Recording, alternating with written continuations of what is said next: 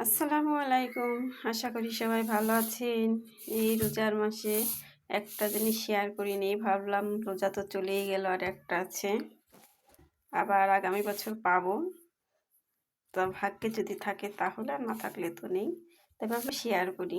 এই মাখানোটা সারা বছর মিস করি, আর মাখাই খাইলেও সারা বছর এই রোজার মাসে যেমন স্বাদ লাগে, তখন আর স্বাদ লাগে না। দেখুন, আমি মরিচ পিস কেটে নিয়েছি, টমেটো, ছোলা,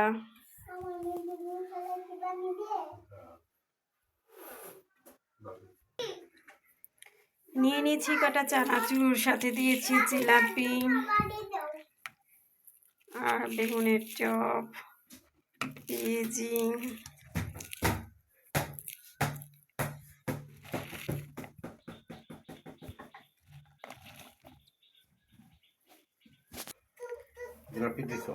দিয়ে দেব একটু সর্ষের তেল।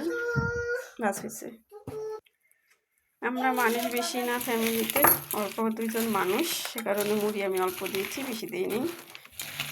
কার কার কাছে এই মুড়ি মাখানোটা স্বাদ লাগে বা ভালো লাগে কমেন্ট করে বলবেন।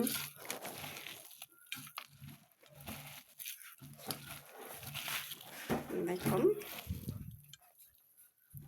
আর একটা জিনিস আপনাদের দেখায়, দেখুন বাজারে মানুষ এখন মুরগির চপও বিক্রি করছে। দেখুন,